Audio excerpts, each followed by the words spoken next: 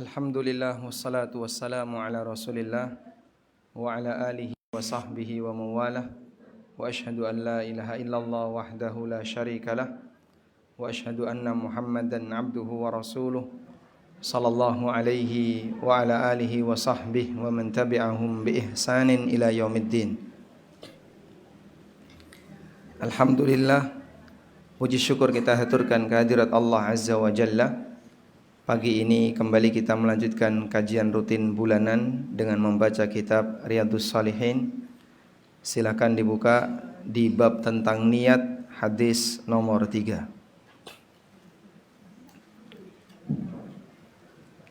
Baik, sudah ketemu?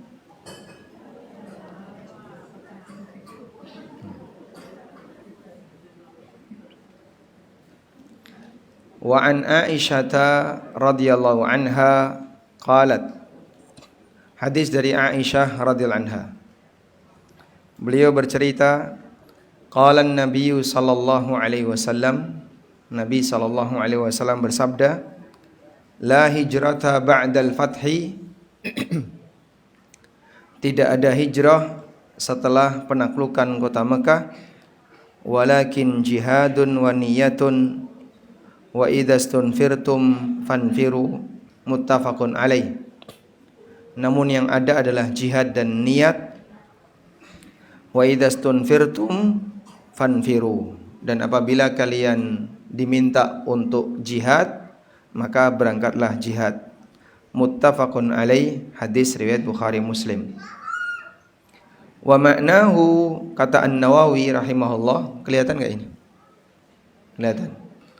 Wa ma'nahu, maknanya adalah la hijrata mim Makkah li'annaha sarat dara islamin.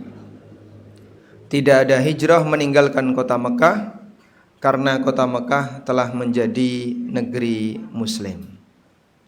Baik, kita akan membersamai hadis ini terlebih dahulu.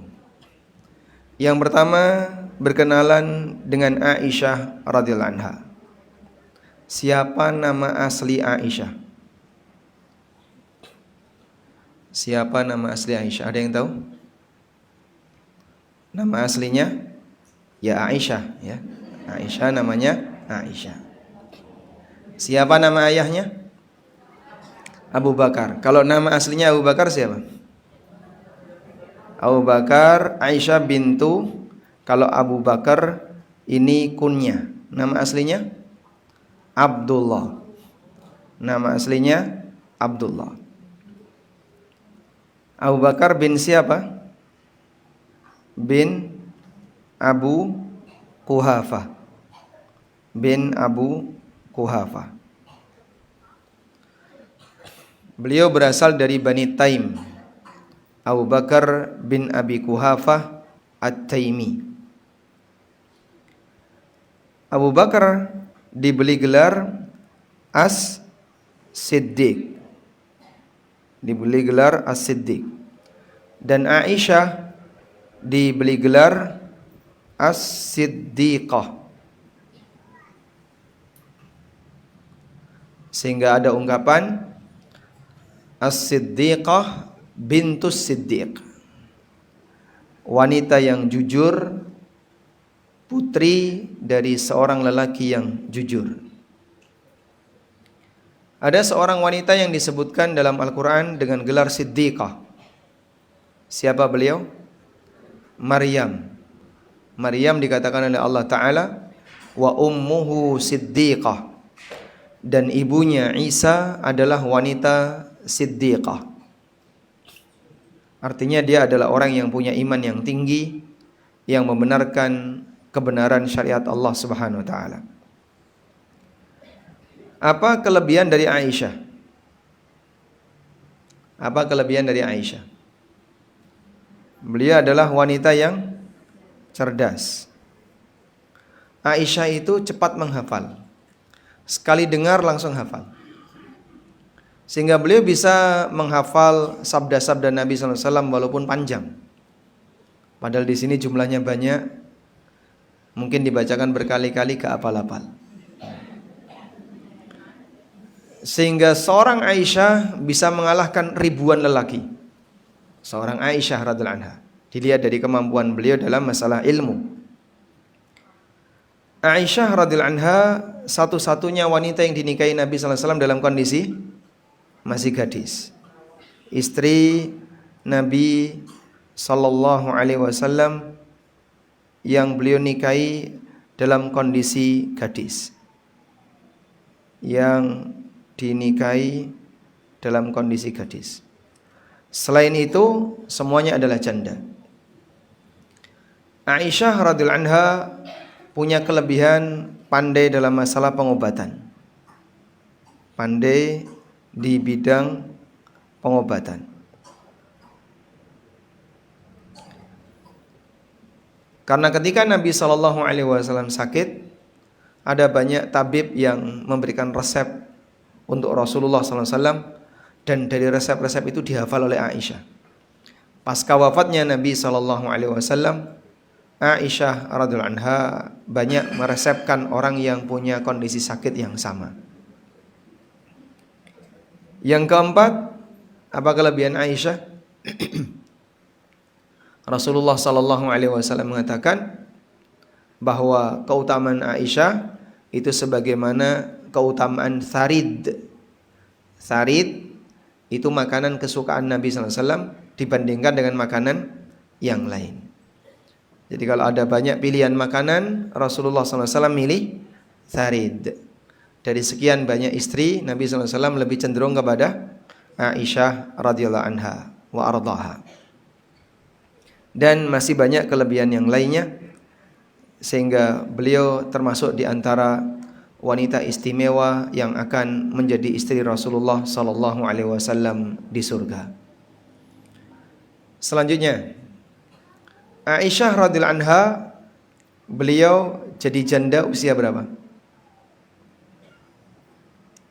Ditinggal Nabi SAW. Nabi SAW meninggal di mana?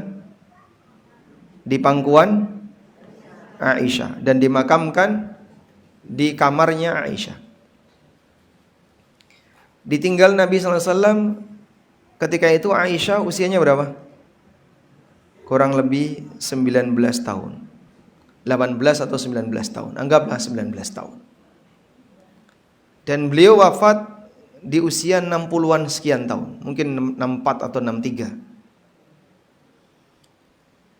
Sementara para istri Nabi SAW tidak boleh nikah lagi setelah ditinggal wafat oleh suaminya.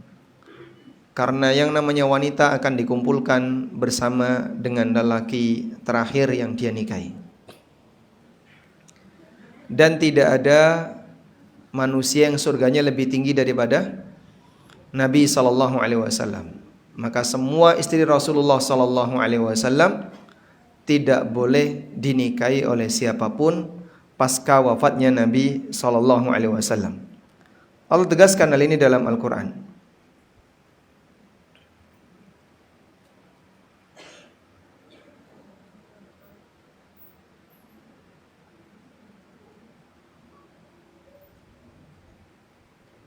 Di surat Al-Ahzab ayat 53, Allah mengatakan, coba Anda lihat di sini, di baris dua yang terakhir. Wa ma kana lakum an tu'dhu Rasulullah wala an tankihu azwajahu min ba'dihi abada. Kalian tidak boleh menyakiti Rasulullah, dan kalian tidak boleh menikahi para istri beliau min ba'dihi, setelah ditinggal oleh beliau, setelah ditinggal oleh beliau wafat, abadan, selamanya. Inna dzalikum kana 'indallahi 'azima. Sesungguhnya hal demikian itu adalah perkara besar di sisi Allah. Jadi berani menikahi istri Nabi sallallahu alaihi wasallam setelah beliau wafat, itu durhaka kepada Allah. Yang bisa Anda ambil pelajaran adalah dari usia 19 tahun, anggaplah sampai 64 tahun. Berapa tahun ini selisihnya? Berapa tahun? Dihitung. 50 55 tahun. Selama 55 tahun menjadi janda. 45 tahun. Selama 45 tahun jadi janda. Karena itu setelah Aisyah ditinggal wafat oleh Nabi SAW, namanya wanita yang masih muda, mungkin respon dia dan ketertarikan sebagaimana normalnya wanita, Aisyah banyak puasa. Aisyah banyak puasa dalam rangka untuk apa? Menurunkan potensi gejolak syahwat. Dan beliau memotong rambutnya pendek sehingga tidak pernah dandan. Orang kalau nggak dandan, respon syahwatnya turun. Tapi kalau masih sering dandan, berarti apa? Wallahu a'lam. Jadi rambutnya dipotong pendek seperti rambut lelaki begitu. Dan beliau tidak pernah jarang dandan. Mungkin hampir tidak pernah dandan dan rajin puasa. Bersabar karena harus menjadi wanita sendirian tanpa anak dalam kurun yang sangat panjang sampai meninggal dunia radhiyallahu anha wa ardhaha. Selanjutnya dalam hadis ini Nabi SAW bersabda, la hijrata ba'dal fathi, tidak ada hijrah setelah Fathu Mekah. Yang dimaksud tidak ada hijrah setelah Fathu Mekah adalah, kata An-Nawawi, hijrah meninggalkan kota Mekah. Karena hijrah akan selalu ada sampai hari kiamat, sampai matahari terbit dari barat. Sebagaimana yang disabdakan oleh Nabi SAW, la tanqati'ut taubatu hatta tanqati al-hijrah. Wala tanqati'ul hijrah hatta tatlu'a asy-syamsu min maghribiha. Taubat tidak akan pernah ditutup sampai hijrah ditutup. Dan hijrah tidak akan pernah ditutup sampai matahari terbit dari barat. Maka hijrah akan selalu ada sampai kapan? Matahari terbit dari barat. Baik, oleh karena itu di sini kita akan berikan penjelasan. Makna dari hijrah. Sering ada ungkapan dia sudah hijrah. Apa sih yang dimaksud dengan hijrah itu?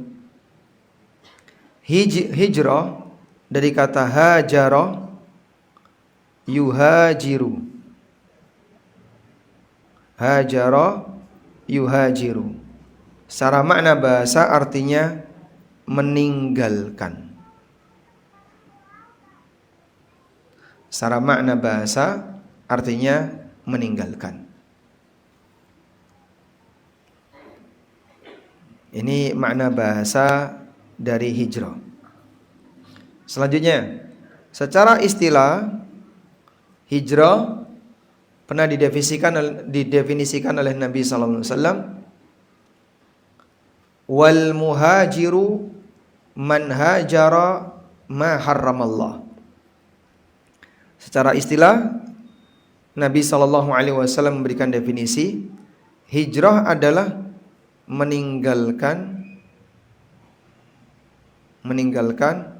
apa yang dilarang oleh Allah.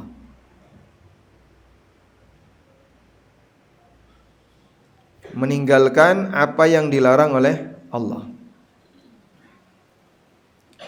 Apa yang dilarang oleh Allah itu meliputi apa saja. Yang dilarang oleh Allah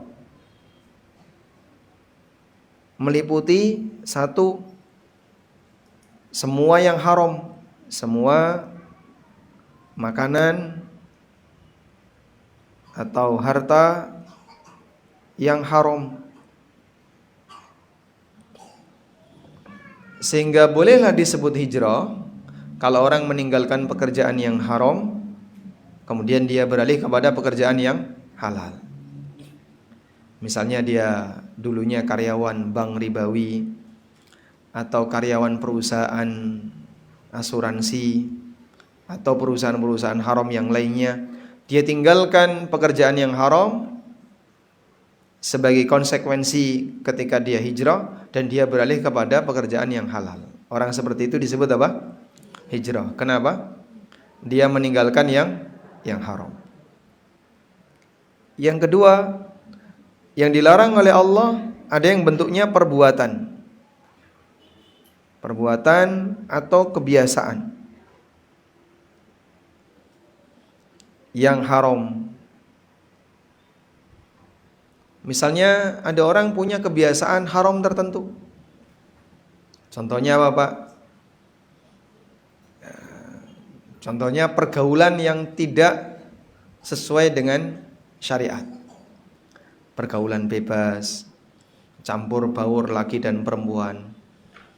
Atau misalnya kebiasaan buruk, orang senengane dolanan ning diskotik atau ke tempat-tempat maksiat. Kemudian dia tinggalkan kebiasaan itu dan beralih ke tempat ketaatan. Maka hakikatnya dia sedang berhijrah. Meninggalkan kebiasaan yang haram itu bagian dari bentuk hijrah. Ada sebagian orang yang merasa berat karena gara-gara komunitas. Ingat, teman itu bisa nyeret. Sebagaimana ungkapan as-sahibu sahib. Sehingga ada orang yang gak mau tobat. Udahlah, kamu jangan lakuin kayak gitu lagi. Tapi saya malu sama teman saya. Karo koncone kok izin. Malu sama temannya, sama ustadznya nggak malu, sama temannya malu. Sehingga saat dia diminta untuk meninggalkan hal yang buruk, dia malu sama siapa? Komunitasnya, sama temannya. Disebabkan karena pengaruh kuat dari yang namanya teman. Ada salah satu jamaah. Saya kenal bapak ini orangnya termasuk orang yang rajin ibadah. Rutin datang ke masjid untuk azan, karena beliau yang sering pertama kali datang. Di masjid sebelum ada orang, beliau sudah datang, kemudian beliau azan. Dan kadang imami sholat. Beliau kepala sekolah. Usianya mungkin sekarang sudah kayaknya belum sampai 70 ya. Mungkin sekitar 67 atau 6 berapa. Nah, satu ketika ada perubahan. Perubahan itu terjadi kapan? Saat pandemi. Ada apa Pak perubahannya? Tiba-tiba beliau ini punya hobi sepedaan. Nah, itulah awal mula ketertarikan beliau untuk sering keluar rumah, kumpul sama komunitas, campur baur laki perempuan. Sepedaan bareng laki perempuan, kemudian nanti di sana makan-makan, terus ada acara senam bersama ya. Itu kan bahasa lainnya dalam kurung joget bersama. Ya. Katanya untuk kesehatan dan seterusnya. Tapi lama-lama akhirnya interaksi dia dengan lawan jenis jadi makin akrab, yang seusia. Jadi tua karo tua. Ketemu nostalgia masa silam. Sampai istrinya curhat. Ya, istrinya mulai curhat. Nangis tuh istrinya ya. Datang ke rumah curhat. Karena saya kenal dengan bapaknya ini, cukup akrab, dan beberapa kali saya datang ke rumahnya. Subhanallah, ada perubahan gara-gara apa? Hobi. Padahal bapak ini orangnya soleh, rajin ke masjid, orangnya pendiam, tidak neko-neko. Begitu berubah karena komunitas, perubahannya drastis. Maka bahaya ya. Disebabkan karena komunitas orang bisa rusak. Ada seorang wanita yang pada waktu suaminya masih hidup, dia soleha, rajin pengajian, juga rajin arisan ya. Kemudian makan-makan ya. Suaminya masih ada. Lalu suaminya meninggal. Nah, saat suaminya meninggal, dia mulai kebingungan, oleng. Saat mulai oleng, dia pindah komunitas. Pindah komunitas yang dulunya jilbab besar, jilbabnya mulai dipotong. Nah, lama-lama dilepas. Lama-lama bablas. Dan banyak yang seperti itu. Maka hijrah itu berat ya.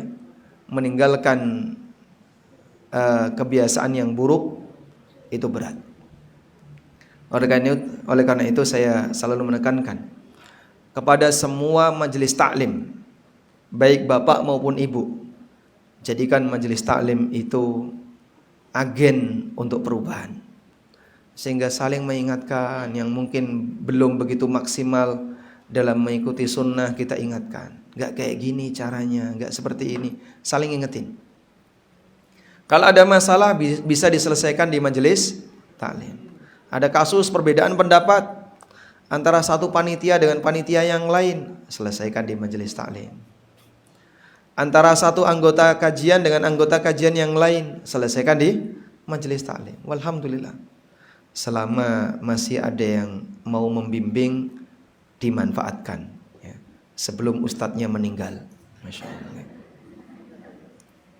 Selanjutnya, termasuk di antara yang dilarang oleh Allah adalah tinggal di negeri kafir.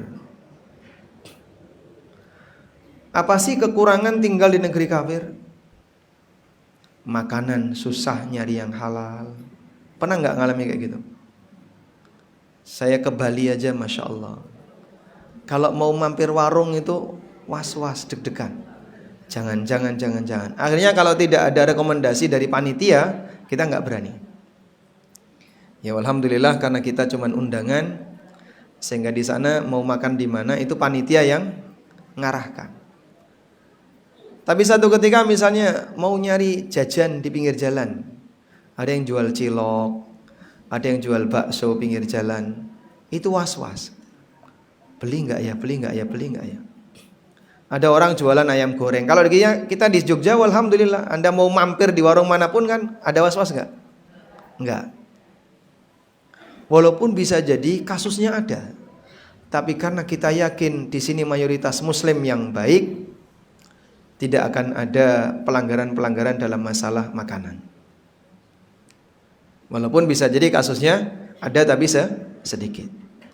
Tapi kalau sudah berada di daerah yang komunitas atau mayoritasnya non-muslim, was-was makanan itu terjadi. Belum lagi tempat ibadah. Sudah masuk waktu sholat, cari masjid susah. Mungkin di antara jamaah ada yang punya pengalaman tinggal di negeri non-muslim. Sholatnya di mana? Sholatnya di mana? Di taman, di parkiran, di tempat-tempat umum yang kadang itu dilarang. Jadi orang tidak punya kebebasan untuk ibadah. Sholat id di mana Pak? Sholat id di masjid. Nggak dapat masjid, susah. Nah di sana masjid nggak punya parkir, resiko. Karena parkir sembarangan kena denda. Akhirnya banyak di antara teman-teman yang cerita, apa hukumnya kita kalau ke masjid nggak dapat parkir? Karena Jumatan atau sholat id kan banyak sekali yang datang. Akhirnya dia parkir jauh sekali. Atau dia parkir sembarangan, tapi kena denda. Ya sudahlah, nggak apa-apa kena denda, yang penting tidak terlalu jauh. Tapi kalau seperti ini diulangi terus, nanti akan memberikan citra kaum muslimin orang yang tidak bisa diatur. Jadinya malah memberikan nuansa yang buruk bagi agamamu di hadapan para aparat yang ada di situ. Oleh karena itu, bagi mereka yang tinggal di negeri kafir, sudah selayaknya ditinggalkan. Pindahlah ke negeri muslim. Kurban nggak pernah bisa, nyembelih itu nggak pernah bisa dia. Karena harus di mana? Di RPH, rumah potong hewan. Dia tidak boleh nyembelih di tempat seperti di tempat kita ya. Tinggal ngeduk bisa nyembelih. Di sana nggak bisa. Baik. Nah yang seperti ini kita diperintahkan untuk meninggalkannya, sehingga kaum muslimin tidak boleh secara sengaja tinggal di negeri kafir jika dia bukan penduduk asli setempat dan tidak ada kebutuhan yang mendesak. Tapi kalau ada kebutuhan yang mendesak seperti belajar atau berobat, maka hanya sebatas untuk sesi kebutuhan itu dipersilahkan. Jika sudah selesai harus segera kembali. Wallahu a'lam. Selanjutnya Nabi sallallahu alaihi wasallam mengatakan, "Walakin jihadun wa niyyah." Yang ada adalah jihad dan niat. Maksudnya gimana, Pak? Kegiatan yang dilakukan bersama-sama dalam jumlah besar, meninggalkan negeri ke negeri yang lain, itu bentuknya jihad. Sehingga misalnya masyarakat Indonesia mau jihad ke Palestina, itu sendirian atau rombongan? Hah? Sendirian atau rombongan? Ya. Tak depi dewe Israel. Masya. Sampai di sana dia berhadapan dengan apa? Aneka senjata. Maka kalau Anda mendengar cerita sorbannya kiai ini nek dikebut ya, bisa menghasilkan angin besar, nah, itu perlu dikirim ke Israel dia. Coba kamu lawan Israel sendirian, pakai sorbanmu yang katanya ada yang bisa terbang, ada yang sorbannya bisa melenyapkan satu kampung dan seterusnya. Itu semuanya apa? Bohong. Itu semuanya bohong. Sehingga nggak ada ceritanya praktek seperti ini adalah hal yang real. Kalaupun ada, tapi Pak katanya ada Pak, dia bisa terbang Pak. Saya juga bisa ya. Naik Lion atau Garuda kan terbang. Kalaupun dia bisa seperti itu, cobalah datang ke sana dan sekarang lawan orang-orang Yahudi. Nah, pasti dia tidak akan berani untuk melakukannya. Wa idzastunfirtum fanfiru, dan apabila kalian diminta untuk jihad, maka berangkatlah jihad. Jihad itu sifatnya resmi. Jihad itu sifatnya resmi. Jihad itu sifatnya resmi. Resmi maksudnya apa, Pak? Dalam rangka menjaga kedaulatan. Itulah fungsi jihad. Sehingga tidak boleh asal-asalan atau atas inisiatif pribadi, tapi dia dimotori oleh negara. Sehingga status jihad itu dimotori oleh siapa? Negara. Baik. Oleh karena itu tidak boleh asal-asalan. Apalagi jihad di tempat yang belum waktunya untuk jihad. Misalnya memberontak tapi atas nama jihad. Salah atau benar itu?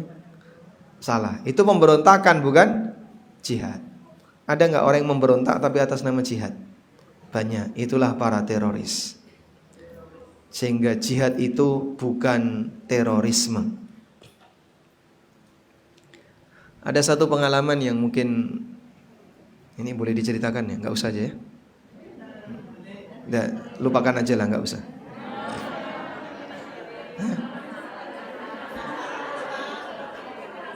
Makanya dilupakan saja biar gak diceritakan. Diceritakan ya. Jadi ini pengalaman pertama saya masuk ke Singapura. Ketika saya masuk, panitia sudah mengingatkan nanti nggak usah pakai pakaian yang menampakkan suasana masjid. Sehingga saya cuma pakai kaos saja. Begitu masuk malah dicurigai bawa narkoba. Langsung dimasukkan, barang saya dibawa ke kantor. Kemudian saya ditawari, kamu siap nggak untuk tes urin? Siap. Tapi ternyata nggak disuruh tes urin. Akhirnya di dalam satu ruangan kecil itu, ya mungkin 3x4 lah, ada 4 atau 5 orang yang menginterogasi saya. Dan sebagian bawa senpi ya. Kemudian dia minta izin, boleh nggak saya buka semuanya? Silahkan. Hanya laptop saya dibuka, HP saya dibuka, semua dibuka. Tas-tas saya digeledah semua. Dia mau cari sesuatu nggak nemu ya. Di situ ada obat nyamuk mungkin nggak ada. Akhirnya kita dialog. Nah, saat dialog itulah dia mulai bertanya tentang masalah hal yang sensitif. Mulai yang sensitif ditanya tentang jihad. Menurut kamu jihad itu bagaimana? Ya, alhamdulillah yang berhadapan dengan saya orang Melayu, jadi kita bisa bahasa yang saling dipahami. Menurut kamu jihad itu bagaimana? Diakui atau tidak?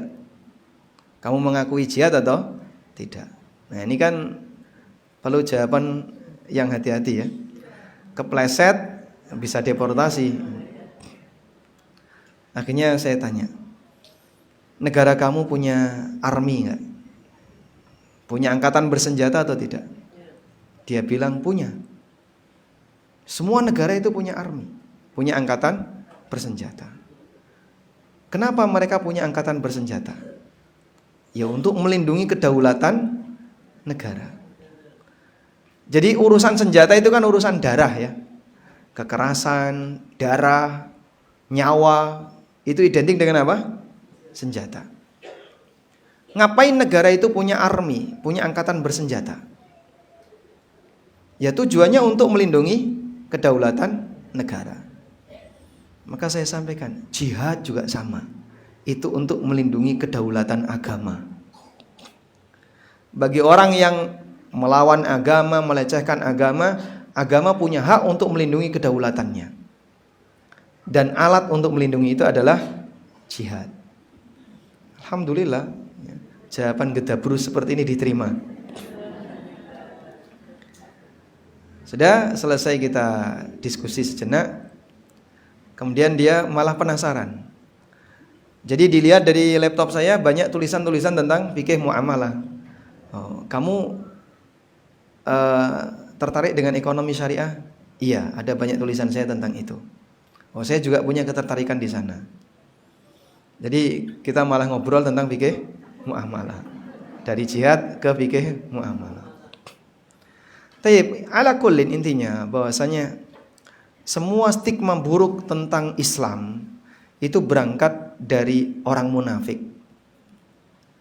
Mereka membuat kesan Islam itu agama yang keras, agama yang jahat, teroris. Kemudian apa lagi? Dan semua stigma buruk tentang Islam itu hanya yang dilakukan oleh orang munafik. Tujuannya dalam rangka menjauhkan kaum muslimin dan masyarakat secara umum dari Islam. Maka ada istilah Islam fobia. Rasa takut karena merasa bahwasanya Islam ini agama sumber masalah. Dan alhamdulillah status Islamofobia sudah dicabut. Dulu Amerika memasang status itu, status Islamofobia, sehingga semua yang muslim layak dicurigai. Walhamdulillah lama-lama hilang setelah mereka mengenal agama Islam itu tidak seperti itu. Makanya ada kelompok yang dia merusak citra Islam. Kelompok yang merusak citra Islam. Siapa kelompok ini? Khawarij. Khawarij era modern untuk zaman sekarang contohnya ISIS. Contoh ya. Makanya kita tidak ridho dengan kehadiran kelompok seperti ini. Yang mereka suka mengkafir-kafirkan sama kaum muslimin. Dan membuat citra Islam jadi buruk di hadapan orang lain. Sehingga ada ungkapan Al-Islamu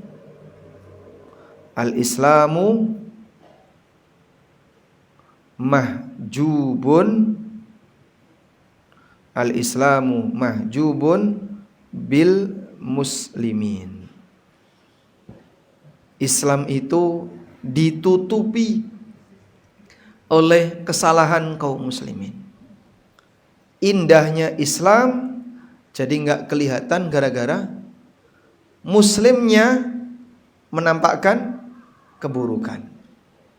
Sehingga kayak deloken kayak wong muslim nih kayak gitu. Nah, itu loh orang muslim seperti ini, orang muslim seperti itu. Akhirnya indahnya Islam jadi enggak kelihatan. Ya. Maka mohon maaf kadang Bapak dia itu sudah sering ngaji, sudah lama mengaji. Jadi apa istilahnya? Kajian hunter. Nah, suka pencari kajian. Tapi ini utang kok enggak bayar ya. Nah. Terus kalau arisan suka ngemplang. Apalagi pinjam sesuatu enggak dikembalikan. Dan aneka kesalahan yang lain. Yang bersangkutan sering sudah lama ngaji, sudah lama belajar agama, sehingga seolah-olah dia jadi cerminan tentang Islam. Tapi pelanggarannya banyak. Maka kita kasih jawaban. Agama tidak disalahkan karena pelanggaran penganutnya. Nah, ini jadi kaidah ya. Agama tidak disalahkan karena apa? Karena pelanggaran penganutnya. Jadi kalau ada penganutnya yang jahat, apakah agamanya jadi jahat? Tidak. Dan itu disepakati oleh semua penganut agama. Sebagaimana sekolah tidak disalahkan gara-gara kenakalan siswanya. Apakah siswa nakal berarti sekolahnya jahat? Tidak. Apakah kalau santri nakal berarti pondoknya jahat? Tidak. Karena nakal itu tidak pernah diajarkan. Itu pelanggaran pribadi, bukan karena ajaran agama. Maka bedakan dua hal ini. Sehingga kita kalau diskusi sama orang lain ya, yang benci dengan agama, terus kenapa orang Islam itu seperti ini, seperti ini, seperti ini? Ya kita sepakat yang namanya agama tidak disalahkan karena pelanggaran penganutnya. Ada satu cerita ya, saya ceritakan ini. Ada seorang pendeta namanya Yusuf Estes. Pernah kenal nama itu? Yusuf Estes, pendeta Amerika. Yusuf Estes, bukan Esteh ya. Yusuf Estes ini pendeta kalau nggak salah Protestan. Anda buka di YouTube, tulis nama ini, ada banyak videonya. Dan beliau pernah ditugaskan, ini awal mula beliau masuk Islam ya. Ditugaskan ke ke Afrika untuk misi misionaris dan sekaligus mempelajari bagaimana karakter kaum muslimin yang ada di situ. Nah, saat berada di sana, beliau melihat di Afrika itu kan banyak bahasa ya. Ada banyak bahasa. Daerah sini dengan daerah sini bahasanya beda. Dan ada Al-Quran dengan terjemahan bahasa yang berbeda-beda. Quran bahasa Inggris, ada teks Quran, ada terjemahannya. Quran bahasa negara mana, ada teksnya, ada terjemahannya. Selalu seperti itu, antara teks asli dengan terjemahan berdampingan. Nah, setelah itu beliau berpikir, aku tidak pernah menjumpai seperti ini pada Injil. Nggak ada misalnya kok Injil bahasa Indonesia, teks aslinya di sini, terjemahannya di sini. Ada? Nggak ada. Bahasa Indonesia tok. Bahasa Inggris tok. Sudah. Akhirnya dia berpikir, terus Injil dengan teks asli itu di mana? Bahasa asli Injil itu apa? Hah? Bahasa asli Injil itu apa? Bukan Suryani. Bahasa Suryani atau bahasa Ibrani? Ada yang bilang, ada yang lebih tua dari bahasa Ibrani. Katanya bahasa Suryani. Itu bahasa dulu ya. Ada salah satu sahabat yang menerjemahkan Injil dan Taurat dari bahasa Suryani ke dalam bahasa Arab. Jadi saat Nabi Muhammad SAW pulang dari Gua Hira, beliau dalam keadaan apa? Menggigil, ketakutan. Ketakutan sampai demam. Orang ketakutan sampai demam. Padahal Mekah itu anget kotanya. Tapi karena ketakutan, demam. Pulang ke rumah Aisyah, ke rumah Khadijah. Zammiluni, zammiluni, selimuti aku, selimuti aku. Karena demam.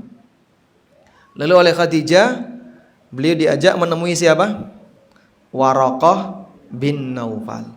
Nah, Waraqah inilah dikatakan di situ, beliau menerjemahkan Taurat dari bahasa Suryani ke bahasa Arab. Baik, ceritanya begini, Yusuf Estes.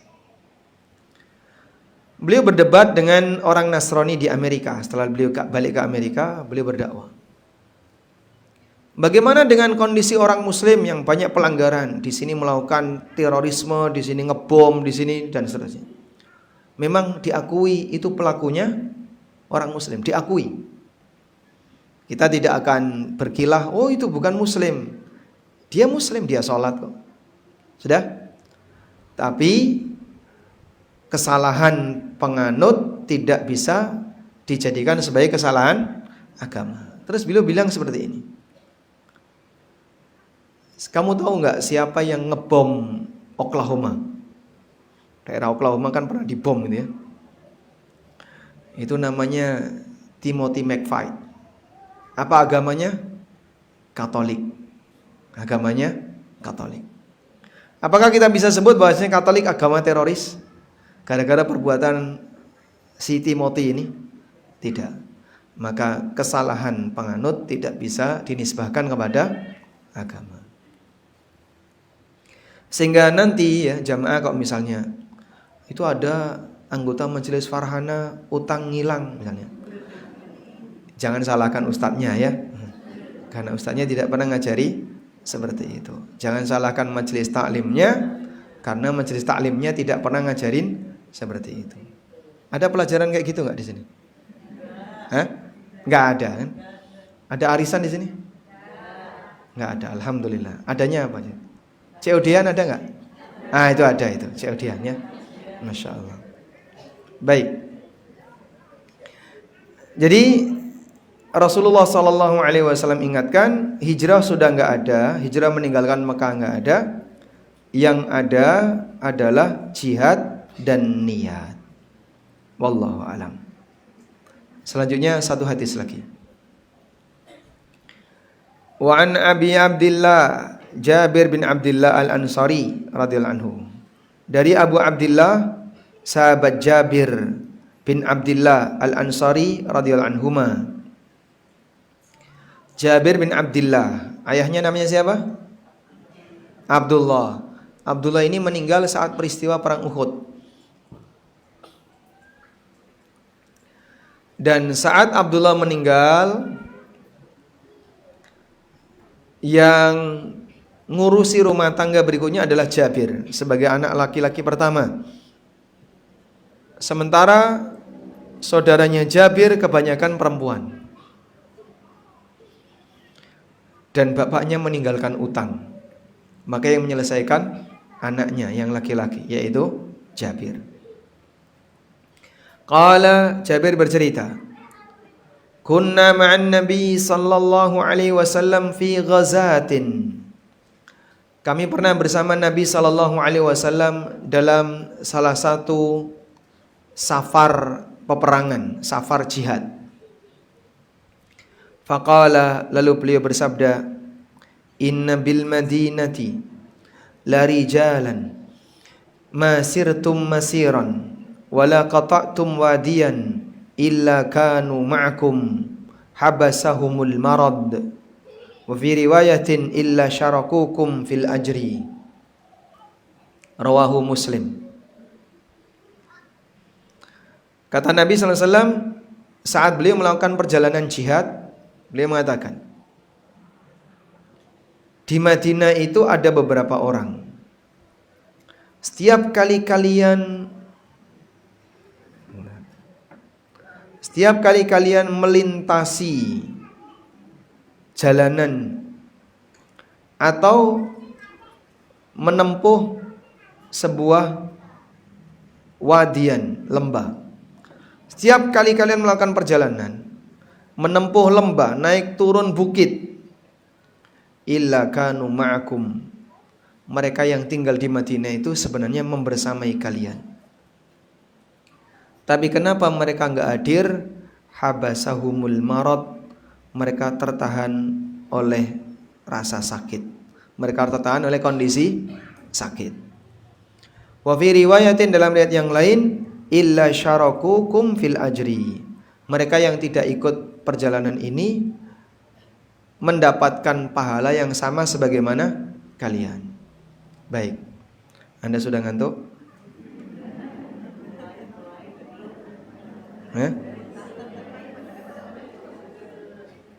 Wis mulai kriip-kriip ya.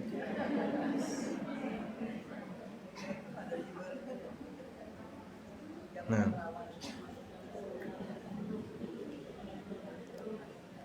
Ya, jangan minum ya. Ada snacknya enggak? Enggak ada.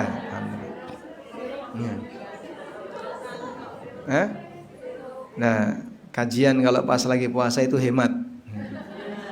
Tidak ada snacknya. Baik. Ceritanya begini. Nabi SAW tinggal di kota Madinah. Lalu beliau melakukan ekspansi untuk melakukan jihad. Berangkat ke negara A, berangkat ke daerah B, berangkat ke daerah C, dan seterusnya. Dalam rangka untuk apa? Penaklukan daerah-daerah yang belum mau masuk Islam. Ketika beliau melakukan berangkat ke daerah-daerah itu, ketika beliau melakukan perjalanan ke daerah-daerah tersebut, maka beliau membawa pasukan dalam jumlah banyak. Nah, ada beberapa orang yang enggak ikut, tetap tinggal di Madinah. Ini bersama dengan pasukan. Tapi ada beberapa orang di Madinah yang enggak ikut. Kenapa enggak ikut? Mereka ada uzur. Orang ini sedang sakit. Sehingga karena lagi sakit, dia tidak boleh ikut, mereka tidak boleh ikut jihad. Karena nanti malah bahaya di perjalanan. Nah, Rasulullah SAW menyampaikan, mereka yang sakit-sakit ini punya niat yang kuat untuk ikut, tapi tidak berhasil untuk ikut karena ada uzur. Kata Rasulullah SAW, jadi ini punya niat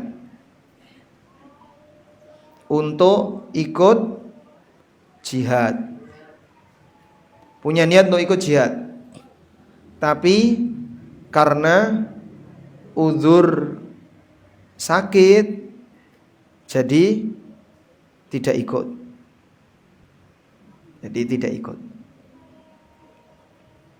Kata Rasulullah SAW, mereka yang sakit itu punya pahala yang sama seperti yang berangkat. Mereka yang sakit punya pahala yang sama seperti yang berangkat. Jadi mereka diberi pahala yang sama seperti yang berangkat. Nah, dzalika fadlullah yu'tihi may yasha. Itulah anugerah yang diberikan oleh Allah kepada hambanya. Jadi walaupun tidak beramal, tapi tetap dapat pahala. Kapan itu terjadi? Saat dia punya harapan besar, keinginan besar untuk beramal, tapi tidak berhasil karena uzur, Allah tetap kasih pahala amal kepada yang bersangkutan. Makanya enggak usah sedih misalnya ya. Pak, yang lain bisa puasa, bisa taraweh, qiyamul lail, saya enggak bisa karena haid. Ya. Enggak usah sedih. Lah kenapa? Lah saya enggak bisa puasa, enggak bisa taraweh. Nanti taraweh setelah Ramadan. Mana mungkin taraweh setelah Ramadan?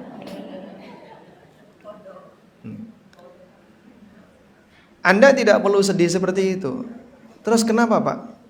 Karena kalaupun Anda tidak bisa, tetap dapat pahala selama tekadnya tidak hilang.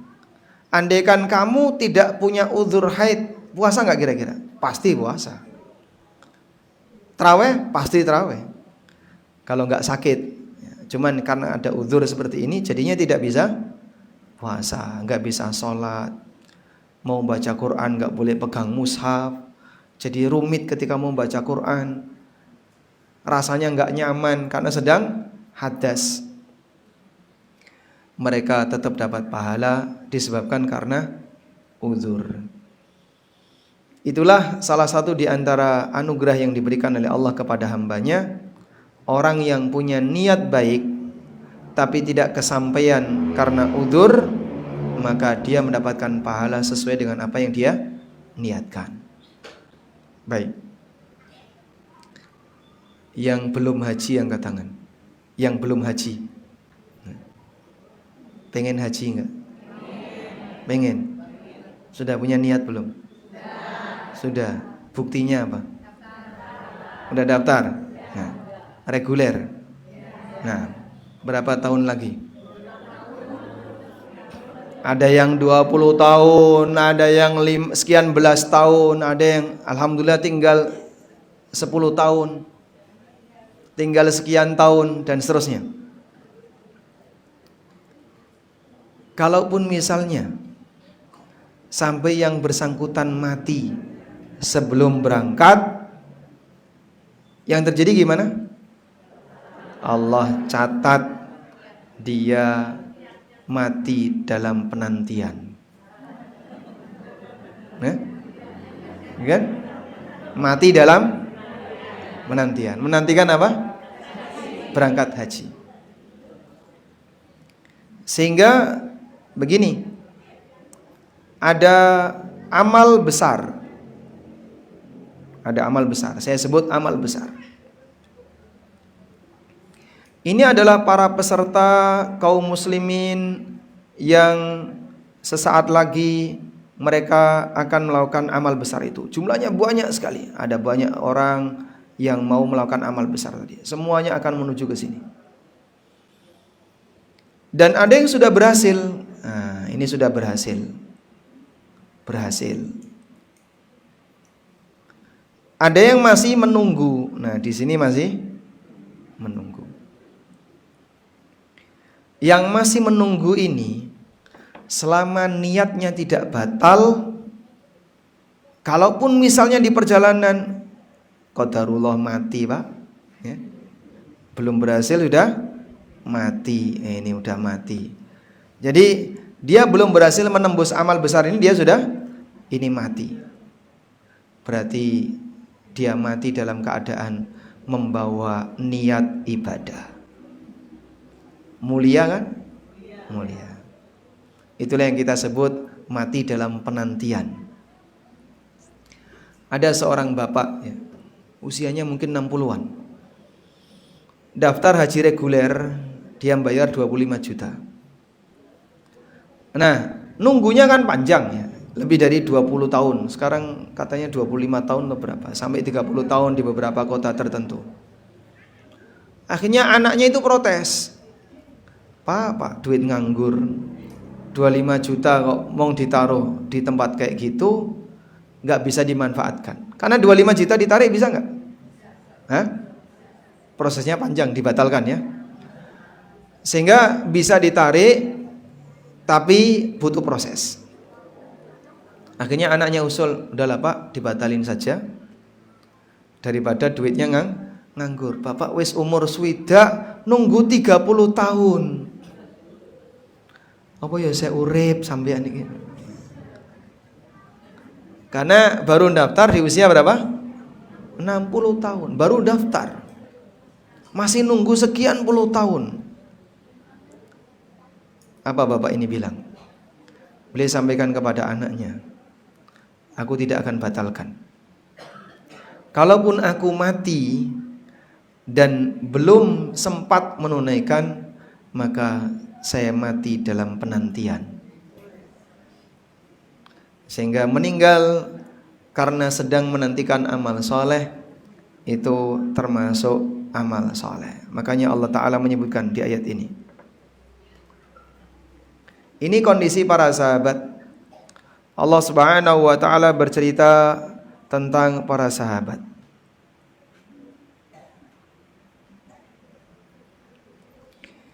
Minal mu'minina rijalun sadaqu ma'ahadullaha alaih. Di antara orang mukmin itu ada beberapa orang yang mereka membenarkan komitmen mereka di hadapan Allah. Dia membuktikan komitmen dia di hadapan Allah. Dia mau berkomitmen untuk membela agama mati-matian. Faminhum man qada nahbah. Di antara mereka ada yang sudah menunaikan hajatnya. Sudah menunaikan hajatnya maksudnya apa? Mati di medan jihad. Wa minhum may yantazir. Dan di antara mereka ada yang nunggu, masih menunggu. Ada yang sudah berhasil, ada yang masih nunggu. Wa minhum may yantazir. Di antara mereka ada yang masih menunggu. Menunggu kapan giliran saya untuk mati di medan jihad. Ini berkaitan dengan amal jihad. Wa ma baddalu tabdila, dan mereka tidak pernah mengubah niatnya. Mereka tidak pernah mengubah niatnya. Mutung di tengah jalan juga pernah. Padahal banyak orang yang mutung. Timbangannya kesuwen. Gak usah we lah. Duitnya ditarik. Nah, saat dia narik duitnya, mutung. Kalau sudah mutung, berarti niatnya putus. Kalau dia mati, berarti dia tidak membawa niat amal saleh. Wallahu alam. Oleh karena itu, kita dalam masalah amal besar, jadilah salah satu di antara dua pilihan. Berhasil mewujudkan atau minimal dalam penantian. Jangan sampai jadi yang ketiga. Pengen wae randuwe gitu. Pengen enggak? Enggak. Waduh. Pengen wae randuwe. Apalagi mengupayakan. Nek wis randuwe pengen, keinginan, kira-kira mengupayakan enggak? Tidak. Oleh karena itu minimal punya keinginan. Baik. Karena jamaah sudah kepanasan, maka kajian kita akhiri sampai di sini. Demikian, semoga bermanfaat. Wassallallahu ala nabiyyina Muhammadin wa ala alihi wa sahbihi wasallam. Wa akhiru da'wana alhamdulillahi rabbil alamin. Allahumma anfa'na bima 'allamtana wa 'allimna ma yanfa'una warzuqna ilma. Allahumma inna nas'alukal huda wat tuqa wal afafa wal ghina. Allahumma a'inna ala dzikrika wa syukrika wa husni ibadatik. Rabbana hab lana min azwajina wa dhurriyyatina qurrata a'yun waj'alna lil muttaqina imama. Rabbana atina fid dunya hasanah wa fil akhirati hasanah wa qina adzabannar. Wa sallallahu ala nabiyyina Muhammadin wa ala alihi wa sahbihi wa sallam. Wa akhiru da'wana alhamdulillahi rabbil alamin. Wassalamu alaikum warahmatullahi wabarakatuh.